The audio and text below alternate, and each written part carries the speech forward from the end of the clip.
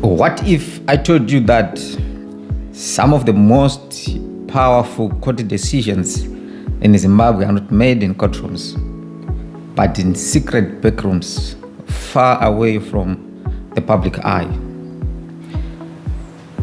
That the people that are meant to uphold and foster justice may in fact be serving someone or something else.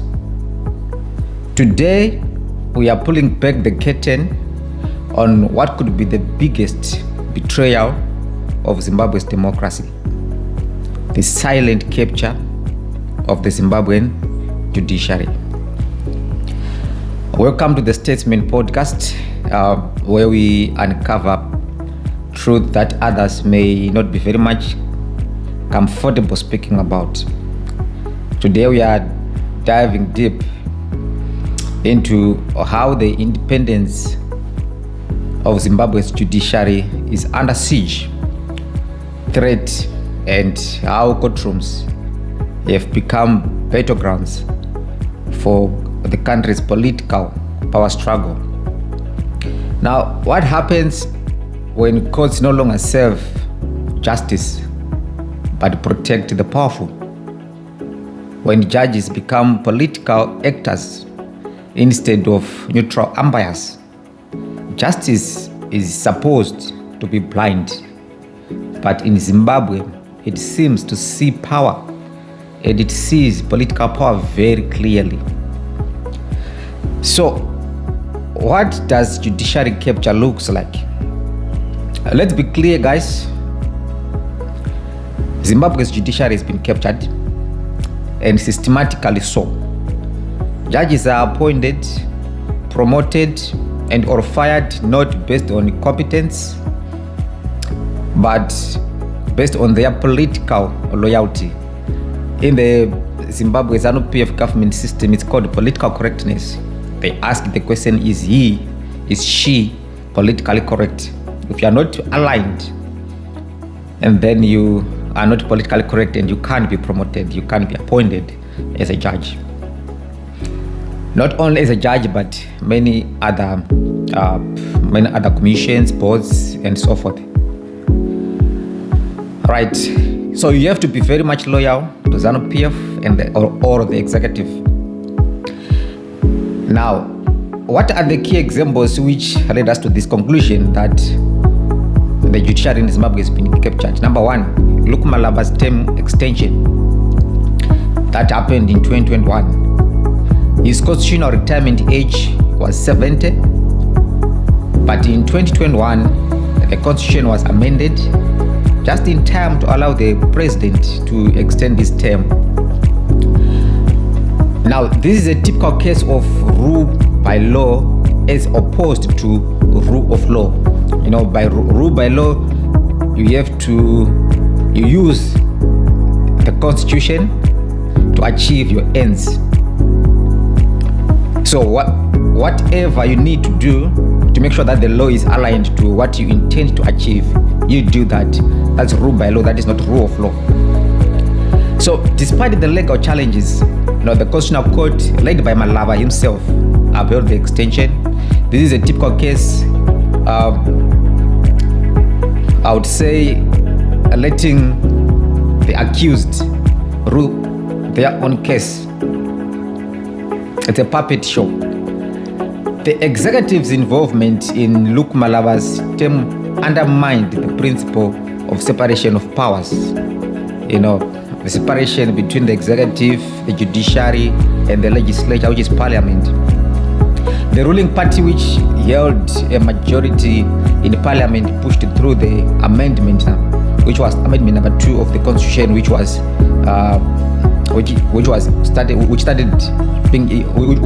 promulgated in 2013. So the ruling party having a majority, they pushed through the amendment, and this altered the age of retirement for judges.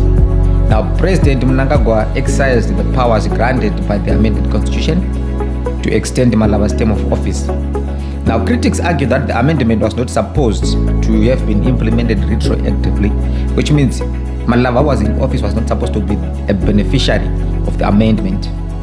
Now, the perception is that these changes were made to keep a politically aligned judge in power. Now, this led to the idea, or it just amounted to the evidence that we have that indicated that the judiciary in Zimbabwe has been captured. Now, example number 2, opposition election challenge, dismissal, or blocked in. And we're going to look at the case of 2018. In 2018, the MDC Alliance challenged Emerson Mnangagwa's narrow victory in court. Now, the Constitutional Court dismissed the case, claiming lack of evidence, despite serious concerns over ballot handling, voter intimidation, and circuit partiality. The court barely interrogated these claims. The case you can refer to is Chamisa vs. Mnangagwa and others, 2018.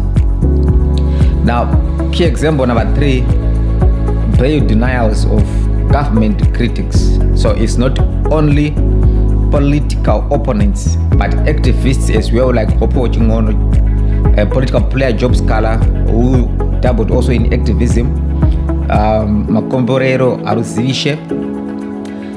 These were repeatedly denied bail for non-violent offenses. Now, currently, as we speak, an HSTV journalist by the name of Blessed Muhlanga is in remand prison, and efforts to get bail have been denied. Now, these bail denials were and are political, designed to punish critics before trial. Meanwhile, connected elites facing corruption allegations remain untouched, not even an attempted investigation. Nothing. So, why is judiciary capture dangerous? Firstly, it kills accountability. Corrupt politicians and politically connected elites they will never face justice. It legitimizes repression. Court becomes a rubber stamp for the abuse of power. For example, denying of bail, upholding unjust laws like POSA, which was replaced by MOPA, Maintenance of Peace and Order Act. Number 3, it destroys public trust. Now, people stop believing in the justice system. This breeds political apathy, fear, or even violence, because people begin to believe that you can't get justice in the courts.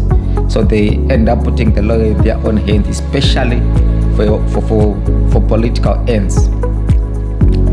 Elections also lose meaning.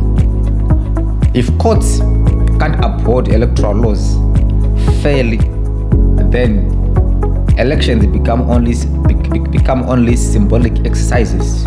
You have got a form of a democratic exercise, but without the substance of democracy. So you have elections, but which are not credible. But then when you turn to courts for redress, and then the court blocks all the attempts. So people end up resorting to violence, like what we have seen and what we are seeing right now. Blessed Geza becoming very much popular. Now, the other thing now is judiciary capture consolidates authoritarianism. It removes the final line of resistance. The courts are supposed to be the final line of resistance, but in Zimbabwe, the courts are in cahoots with the political elites. So it's a very complicated situation for the people of Zimbabwe, and especially for opposition players. So who benefits and who suffers in a country where there is judicial capture? Beneficiaries include the ruling elite, the military connected business people. You've got your entrepreneurs who are connected to political elites, and victims include opposition parties, journalists, like I have indicated,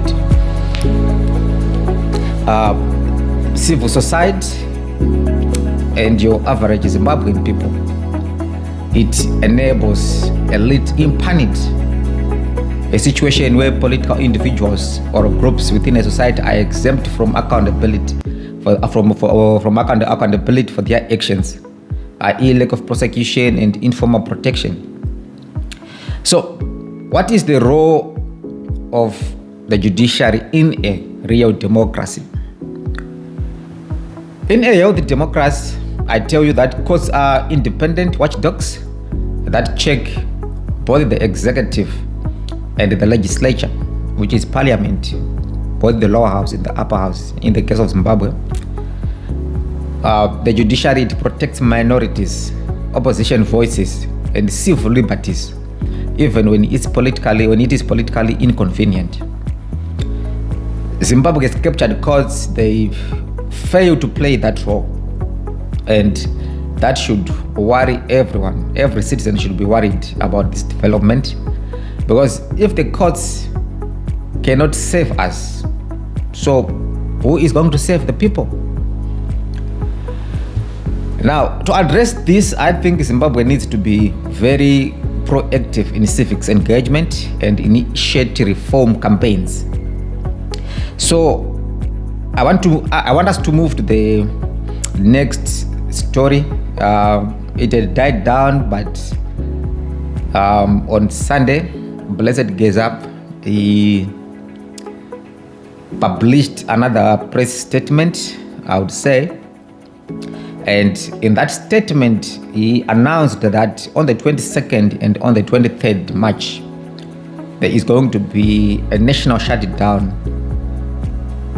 And now, what can be the impact of a national shutdown like we saw on the 20th of April? If it's successful, it definitely will cause significant economic disruption. A stay away will result in business closures and halted public services. Now, this affects people's livelihoods and economic activities. But the challenge with this mooted stay away or shutdown, I think, is addressed by the following points. Public support and participation. While some citizens may support the shutdown, others express concerns about the economic implications. Many Zimbabweans, like we indicated in one of our previous episodes, they rely highly on daily income.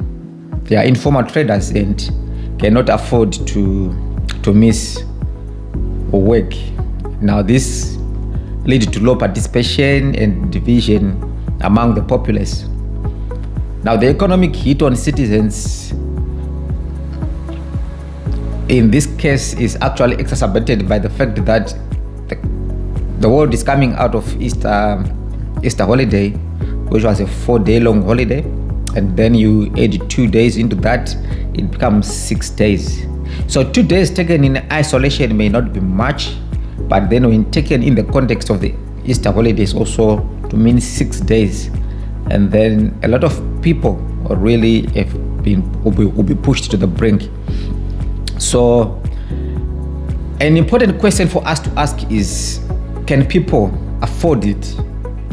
In terms of assessing it in line or in context of the bigger picture, yes, people need to send a message. People definitely need to send a message. People can't remain silent. People need to communicate. The government needs to be made aware that people are not happy, things are not okay.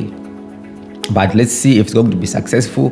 But this is a serious challenge that the people's participation is going to face. Now, the other point is Geza himself is in hiding. Also, this may hinder effective communication and coordination. Lack of visible leadership on the ground will negatively affect the overall impact of the stay away, and also absence of a clear pathway. Suggestions now that Chiwenga is the one that they are mooting to replace Emerson Mnangagwa is also a man with his own issues as well. So that may That may really frighten some other people to participate in this or to support whatever Geza is pushing for. But if successful, this may lead to increased existing political tensions in ZANU-PF.